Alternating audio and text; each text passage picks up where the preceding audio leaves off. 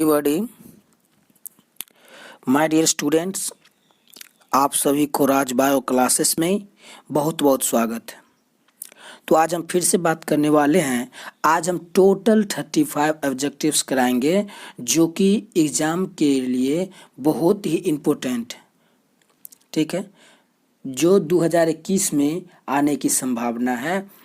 तो हम दो सेट कराएंगे 35 का ऑब्जेक्टिव। एक आज है तो एक कल कराएंगे, लेकिन दो ही में जो पिछले कराए हैं 100 वीडियो देख लीजिए, और ये आज वाला और एक कल देंगे, यानी दो 35 का ऑब्जेक्टिव्स करवाएंगे, टोटल दो सेट, जिससे आने की पूर्ण रूप से संभावना है। बहुत ही सिलेक्टेड क्वेश्चंस हैं। टाइम की वजह से क्लास रुक जाती है, तो उसे चलिए कोई दिक्कत नहीं है। तो आज हम बात करेंगे फिर बायो के ऑब्जेक्टिव्स के लिए, जो कि 2021 के लिए बोर्ड एग्जाम के लिए बहुत ही महत्वपूर्ण क्लास है। ठीक है, चलिए। तो सबसे पहले पहला क्वेश्चन कहता है कि भ्रूणपोष में कितने क्रोमोसोम होते हैं। ठीक है, तो भ्रूणपोष में कितने क्रोमोसोम पाए जाते हैं, तो आप लोग इसका आंसर दीजिएगा जल्दी से। चलिए, तो माय डियर स्टूडेंट्स, इसका आंसर हो जाएगा ऑप्शन नंबर सी, 3n। ठीक है, चलिए अगला नेक्स्ट क्वेश्चन पर चलते हैं। सेकेंड क्वेश्चन कहता है कि वायु परागित पुष्प सामान्यतः होते हैं। और वायु परागित पुष्प कैसा होता है, इसके बारे में हमको बताना है, तो जल्दी से बताइए। चलिए माय डियर स्टूडेंट्स, इसका आंसर आप लोग जल्दी से दीजिए। वायु परागित पुष्प सामान्यतः होते हैं छोटे एवं रंगहीन, यानी इसका आंसर होगा ऑप्शन नंबर डी, बी एवं सी दोनों। ठीक है, चलिए नेक्स्ट क्वेश्चन पर चलते हैं। नेक्स्ट क्वेश्चन कहता है कि बिडाल से, यानी बिडाल जांच से किसका पता चलता है। तो जल्दी से इसका आंसर दीजिएगा आप लोग कि बिडाल से किसका पता चलता है। ठीक है, तो मेरे प्रिय छात्रों, तो इसका आंसर हो जाएगा ऑप्शन नंबर डी, टाइफाइड का पता चलता है विडाल टेस्ट से। ठीक है, और एड्स का जो है ये किससे पता चलता है, एलिसा टेस्ट से पता चलता है। चलिए नेक्स्ट क्वेश्चन पे चलते हैं, 4 नंबर। ये क्वेश्चन बहुत ही महत्वपूर्ण है। ठीक है, चलिए कहता है 4th नंबर में, कान्हा राष्ट्रीय उद्यान मशहूर है। कान्हा राष्ट्रीय उद्यान किसके लिए, नेशनल पार्क किसके लिए मशहूर है, तो इसका आंसर दीजिएगा आप लोग जल्दी से।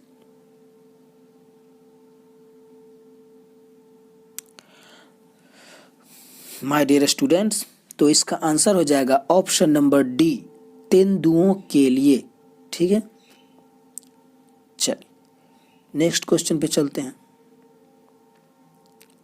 नेक्स्ट क्वेश्चन कहता है कि प्रतिकोडोन पाए जाते हैं, और प्रतिकोडोन कहाँ पाए जाते हैं, इसका आंसर आप लोग दीजिए जल्दी से। माय डियर स्टूडेंट्स, तो इसका आंसर हो जाएगा ऑप्शन नंबर सी, tRNA में पाए जाते हैं। ठीक है, चलिए नेक्स्ट क्वेश्चन चलिए 6 नंबर पे। 6 नंबर क्वेश्चन कहता है कि द्विसंकर क्रॉस में अनुलक्षणी, जिसको हम फेनोटाइपिक कहते हैं, तो उसमें अनुलक्षणी अनुपात होता है, यानी फेनोटाइपिक रेशियो कितना होता है, तो जल्दी से इसका आंसर दीजिएगा द्विसंकर में। तो माय डियर स्टूडेंट्स, इसका आंसर हो जाएगा ऑप्शन नंबर डी। क्या हो जाएगा, ऑप्शन नंबर डी, 9:3:3:1। ठीक है, चलिए आप लोग से रिक्वेस्ट है कि कॉपी पेन ले करके नोट्स बना करके याद कीजिए, उससे जल्दी याद होता है और माइंड में सेट रहेगा। नेक्स्ट क्वेश्चन पे चलते हैं। 7 नंबर क्वेश्चन कहता है कि निम्न में से किसे कॉपर टी रोकता है, यानी कॉपर टी जो होता है वो किसको रोकता है। तो जल्दी से इसका आंसर दीजिएगा आप लोग। तो my dear students, copper T जो है ये निषेचन को रोकता है। ऑप्शन नंबर ए सही है। ठीक है, चलिए। और 8 नंबर क्वेश्चन कहता है कि कानों पर बाल की बहुलता का जीन पाया जाता है। देखते होगा कि पुरुषों में, मेल में, कि कान पे ना बाल पाए जाते हैं, बाल होते, छोटे छोटे बाल होते हैं, और स्त्री पर भी होती है, लेकिन पुरुष पे थोड़ा ज़्यादा बड़ा होता है। ठीक है, तो ये किस जीन के कारण होती है और यह किस पर पाया जाता है। चलिए जल्दी से इसका आंसर दीजिएगा। तो कानों पर जो बाल की बहुलता होती है ना, वो वाई क्रोमोसोम पर पाया जाता है, जो कि किस में पाया जाता है, मेल में पाया जाता है, XY पाया जाता है, और फीमेल में XX पाया जाता है। तो ये किस पर पाया जाता है, वाई क्रोमोसोम पर कानों पर बाल की बहुलता की जीन पाई जाती है। ठीक है, चलिए अगला क्वेश्चन कहता है 9th नंबर कि पारिस्थितिक तंत्र शब्द के उपयोग का श्रेय दिया जाता है। पारिस्थितिक तंत्र शब्द के जो उपयोग का श्रेय किसे दिया जाता है। तो जल्दी से इसका आंसर दीजिएगा आप लोग।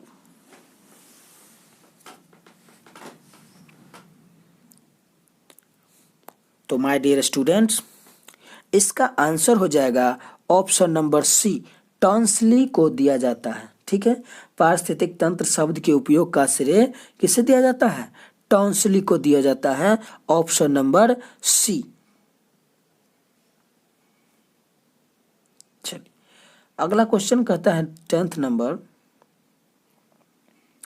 प्रत्येक पादप कोशिका से पूर्ण पौधा बन सकता है, इस गुण को कहते हैं, क्या कहते हैं। प्रत्येक पादप कोशिका से पूर्ण पौधा बन सकता है, इस गुण को क्या कहते हैं। तो जल्दी से इसका आंसर दीजिएगा आप लोग। तो माय डियर स्टूडेंट्स, इसका आंसर हो जाएगा ऑप्शन नंबर सी, टोटिपोटेंसी। चलिए अगला क्वेश्चन कहता है 11 नंबर कि बीज को किसमें हिमीकृत किया जाता है। ठीक है, सीमेन जो होता है उसको किसमें रखा जाता है। तो जल्दी से इसका आंसर दीजिएगा आप लोग माय डियर स्टूडेंट्स। और आपसे रिक्वेस्ट है कि ज़्यादा से ज़्यादा शेयर करें और लाइक करें और कमेंट करके बताएं कि कैसा क्लास है, कैसा क्वेश्चन है। ठीक है, चलिए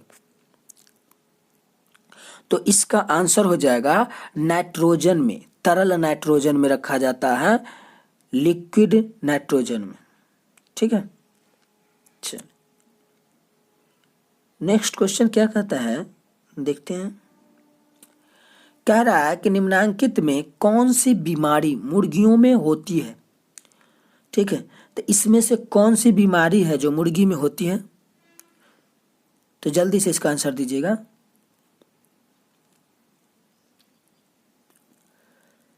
तो माय डियर स्टूडेंट्स, इसका आंसर हो जाएगा हैजा। क्या होगा, हैजा होगा। ठीक है, देखिए यहाँ पे ना रानी खेत भी होता है, लेकिन यहाँ पर ऑप्शन में नहीं दिया हुआ था, इसीलिए आप हैजा भी लगा सकते हैं, रानी खेत भी लगा सकते हैं। ठीक है, चलिए नेक्स्ट क्वेश्चन पे चलते हैं। अच्छा आज क्रिसमस डे है ना, चलिए कोई दिक्कत नहीं। नेक्स्ट क्वेश्चन कहता है कि प्रोटोप्लास्ट कल्चर का फ्यूजोजेन क्या है। ठीक है, प्रोटोप्लास्ट कल्चर का फ्यूजोजेन क्या है। तो जल्दी से इसका आंसर दीजिएगा माय डियर स्टूडेंट्स। तो इसका आंसर हो जाएगा PEG, ऑप्शन नंबर बी। ठीक है, चलिए 14 नंबर क्वेश्चन कहता है कि ऑन्कोलॉजी किसका अध्ययन है। ऑन्कोलॉजी जो है ना, इस ये किसके अंदर स्टडी किया जाता है और किसका अध्ययन होता है, तो इसका आंसर दीजिएगा आप लोग जल्दी से, ठीक है। चलिए, तो माय डियर स्टूडेंट्स, इसका आंसर हो जाएगा option number A. Oncology cancer का अध्ययन करता है, ठीक है, उसके अंदर। नेक्स्ट क्वेश्चन कहता है, बहुत ही इंपॉर्टेंट क्वेश्चंस है, आप लोगों से रिक्वेस्ट है कि आप लोग कॉपी पेन लेकर के कॉपी में नोट्स करते जाइए, ठीक है। और आप एग्जाम के बाद हमें बताइएगा कि आपका कितना सही हुआ, हम कितना ऑब्जेक्टिव कराए थे उसमें से जो आया।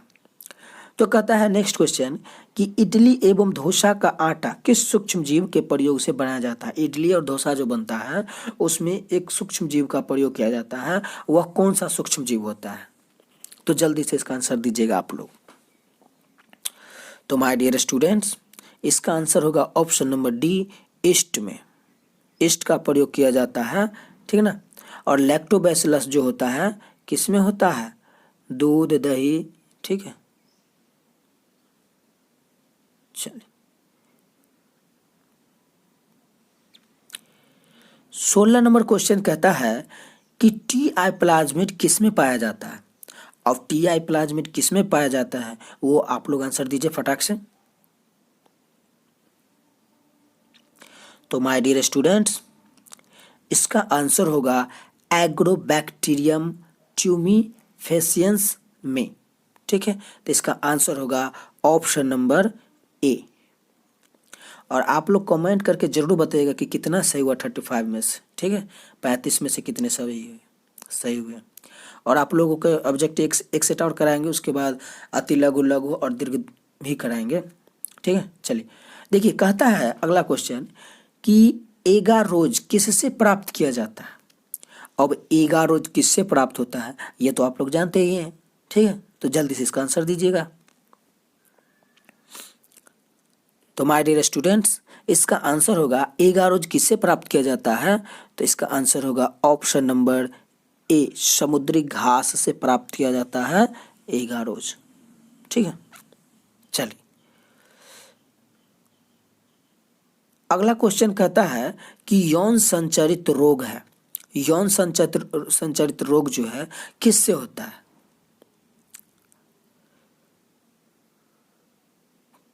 तो माय डियर स्टूडेंट्स, इसका आंसर हो जाएगा गोनोरिया, ऑप्शन नंबर सी, ठीक है। यौन संचरित रोग जो है गोनोरिया है।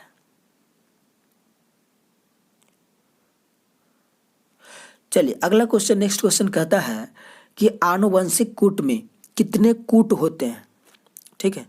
जेनेटिक कोड जो होता है उसमें कितने कोड होते हैं, तो जल्दी से इसका आंसर दीजिए आप लोग। तो माय डियर स्टूडेंट्स, इसका आंसर होगा ऑप्शन नंबर डी, 64 कोड होते हैं। कितने होते हैं, 64। चलिए, नेक्स्ट क्वेश्चन पे चलते हैं। आप लोग से रिक्वेस्ट है कि कमेंट करके जरूर बताइएगा कि कितना सही हुआ है, ठीक है। लाइक सब्सक्राइब कीजिए या ना कीजिए, कम से कम शेयर और कमेंट जरूर कीजिए, ठीक ना। चलिए, कहता है नेक्स्ट क्वेश्चन कि वर्णांधता में रोगी नहीं पहचान पाता है। जिसको कलर ब्लाइंडनेस जो होता है, डिजीज होता है, वो किस रंग को नहीं पहचान पाता है, ठीक है, रोगी। हाँ, तो जल्दी से इसका आंसर दीजिएगा। तो माय डियर स्टूडेंट्स, जिसको कलर ब्लाइंडनेस होता है वह लाल तथा हरे रंग को नहीं पहचान पाता है, ठीक है। तो ऑप्शन नंबर बी सही है। चलिए, नेक्स्ट क्वेश्चन पे चलते हैं, क्या कहता है। नेक्स्ट क्वेश्चन कहता है कि ओपेरेन मॉडल प्रस्तावित किया था। अब ओपेरेन मॉडल जो है वह किसने प्रस्तावित किया था, ठीक है। तो इसका आंसर दीजिएगा आप लोग। ओपेरेन मॉडल प्रस्तावित किया था, ये किसने किया था माय डियर स्टूडेंट्स। तो इसका आंसर होगा ऑप्शन नंबर सी, जैकब तथा मोनार्ड ने, ठीक है, किसने ऑपरेटर मॉडल का प्रस्तावित किया था? जैकब तथा मोनार्ड ने। इसीलिए इसका आंसर होगा ऑप्शन नंबर सी। ठीक है, चलिए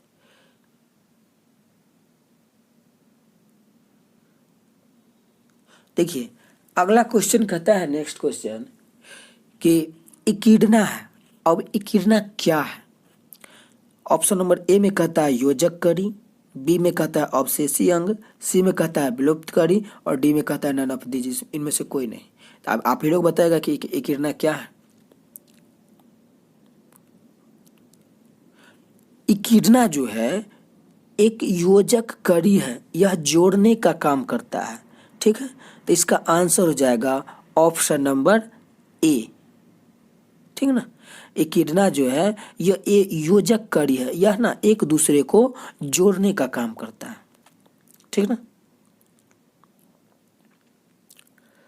देखिए अब 23 क्वेश्चन में क्या कहता है कि निम्न में से कौन कीटभक्षी पौधा है? देखिए एक होता है नरभक्षी, जैसे होता है ना जो नर को खाता है वो नरभक्षी कहलाता है।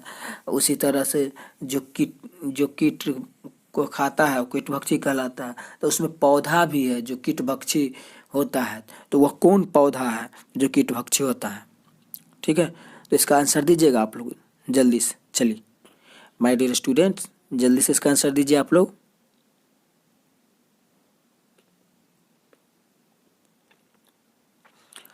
तो इसका आंसर हो जाएगा ऑप्शन नंबर सी, ड्रोसेरा और नेफेंथिस जो है ना, ये दोनों पौधा जो होते हैं कीटभक्षी होते हैं। उसमें पत्ता जो होता है ऐसे करके खुला हुआ रहता है, और उसमें ज्यों ही कीट जाता है तो वो धीरे धीरे क्या हो जाता है, बंद हो जाता है और उसी में कीट को भक्षण किया जाता है।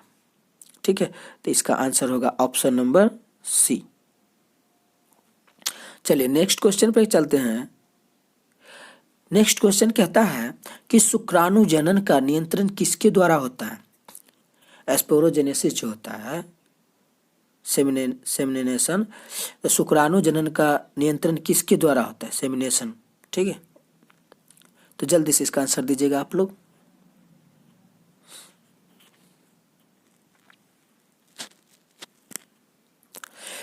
तो इसका जो शुक्राणु जनन का जो नियंत्रण होता है सेमिनेशन का, वो LH हार्मोन के द्वारा होता है। किसके द्वारा होता है? LH हार्मोन के द्वारा। तो इसीलिए इसका आंसर हो जाएगा ऑप्शन नंबर बी। ठीक है, अब नेक्स्ट क्वेश्चन 25 में क्या कहता है सुनिए। देखिए कहता है कि मानव रुधिर AB वर्ग में, अब AB वर्ग जो होता है उसमें क्या चीज उपस्थित होता है, क्या अनुपस्थित होता है? तो इसका आंसर इस चारों ऑप्शन में से आप लोग जल्दी से बताइए।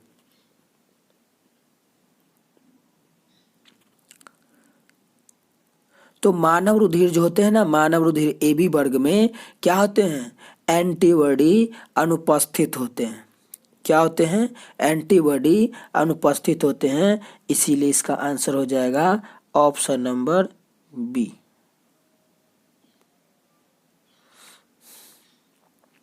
देखिए नेक्स्ट क्वेश्चन कहता है कि गोल्डन राइस में पाया जाता है। अब गोल्डन राइस में क्या पाया जाता है, यह आप लोग जल्दी से आंसर दीजिएगा।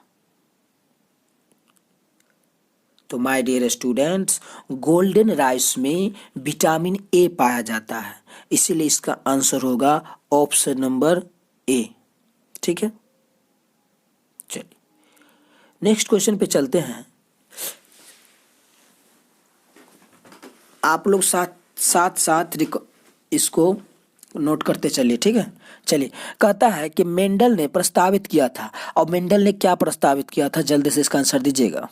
चलिए माय डियर स्टूडेंट्स, मेंडल ने प्रस्तावित किया था आनुवंशिकता के नियम। ठीक है, इसका आंसर हो जाएगा ऑप्शन नंबर सी।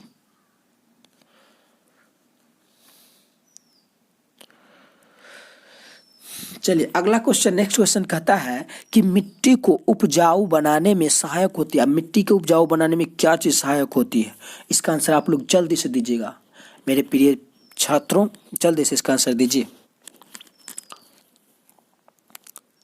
तो माय डियर स्टूडेंट्स, इसका आंसर हो जाएगा ऑप्शन नंबर बी, जैविक खाद।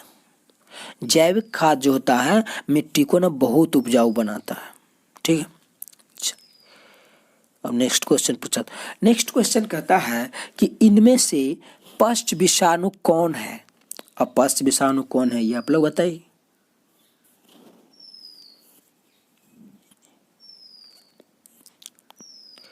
इनमें से पष्ट विषाणु कौन है, तो जल्दी से इसका आंसर दीजिए। तो माय डियर स्टूडेंट्स, इसका आंसर हो जाएगा option number A, human immuno deficiency virus. ठीक है ना। चलिए 30 नंबर क्वेश्चन कहता है कि इनमें से कौन सी बीमारी प्रत्युर्जक द्वारा उत्पन्न होती है। इनमें से कौन सी बीमारी प्रत्युर्जक द्वारा उत्पन्न होती है, तो जल्दी से इसका आंसर दीजिएगा आप लोग। चलिए फटाफट आंसर दीजिए तो कमेंट में, कमेंट बॉक्स को भर दीजिए।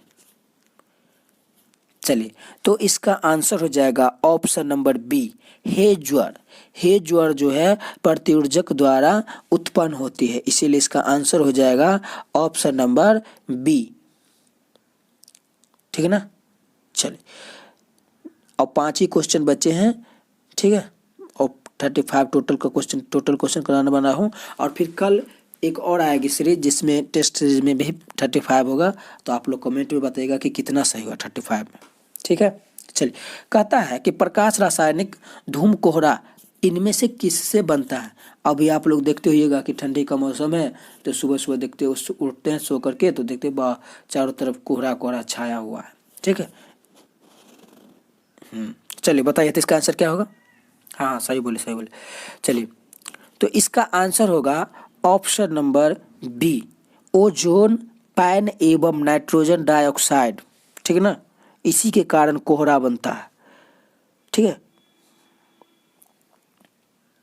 हाँ हाँ सेम टू सेम धुआं की तरह होता है। चलिए तो इसमें नमी की मात्रा थोड़ा अधिक होती है कोहरा में और धुआं में कम होता है। इसको क्या बोलते हैं, फॉग बोलते हैं।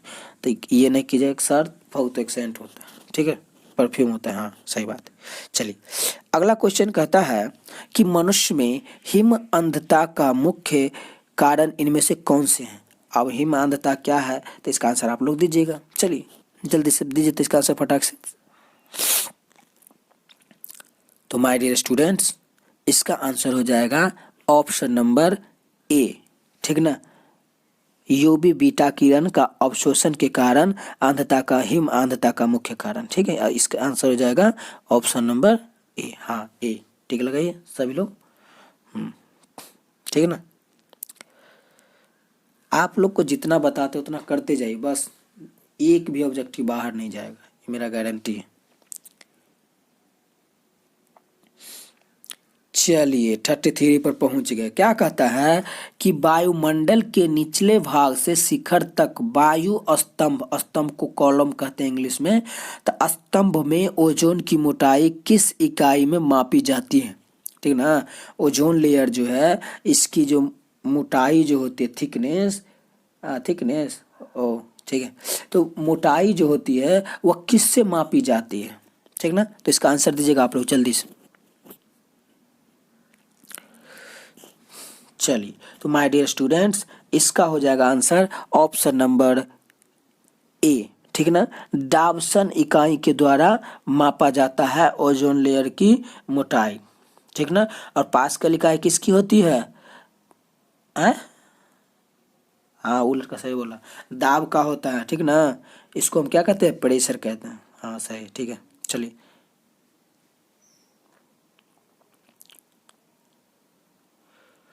देखिए अगला क्वेश्चन कहता है कि विश्व में पाए जाने वाले जैव विविधता हॉट स्पॉट की संख्या इनमें से कौन सी है। अब हॉट स्पॉट क्या है, आप लोग गलत समझ रहे हैं, समझते हैं। चलिए जल्दी से बताइए, विश्व में पाए जाने वाले जैव विविधता हॉट स्पॉट की संख्या कितनी है। अच्छा आप लोग हॉट स्पॉट मतलब गलत बात समझते हैं ना, चलिए कोई दिक्कत नहीं। देखिए हॉट स्पॉट कहने का मतलब जो एकदम निगरानी में हो, सेंटर जिस हर चीज उसका देख रेख हर चीज होते रहता है, उसी को हॉट स्पॉट कहते हैं। ठीक ना, ज़्यादा नहीं समझिए। चलिए इसका आंसर हो जाएगा ऑप्शन नंबर सी। ठीक ना, पूरे वर्ल्ड में जो है 34 हॉट स्पॉट की संख्या है। ओके ओके, हाँ समझते हैं, तुम अच्छा लड़का है। ठीक ना, चलिए तो इसका आंसर हो जाएगा ऑप्शन नंबर सी। सब टिक लगाए सही सही, हाँ कल चेक करेंगे सुनेंगे। चलिए अगला क्वेश्चन और लास्ट क्वेश्चन कहता है, देखिए ये क्वेश्चन जो है ना बहुत ही इंपॉर्टेंट सब करवाते हैं, तो आप लोग कमेंट बॉक्स में कमेंट कीजिए कि कितना सही है कितना गलत है। ठीक ना, चलिए कहता है कि इनमें से कौन सी ग्रीन हाउस गैस है। अब ग्रीन हाउस गैस कौन कौन से हैं ये आप लोग बताइए जल्दी से।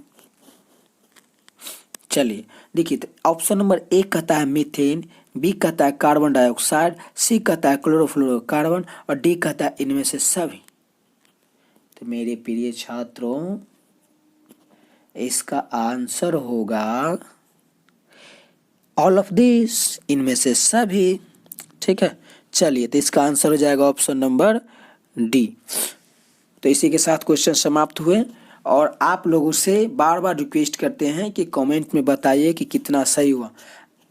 हाँ देखिए लाइक और कमेंट जरूर कीजिए, सब्सक्राइब कीजिए या ना कीजिए वो अलग की बात है, अच्छा लगेगा तो कीजिए नहीं तो नहीं कीजिए, लेकिन लाइक कमेंट जरूर कीजिए। कमेंट करके बताइए कि कैसा क्वेश्चन था, कैसा क्या है, क्या कितना सही हुआ। चल तो बाय बाय, इसी के साथ मिलते हैं अगला नेक्स्ट क्वेश्चन में।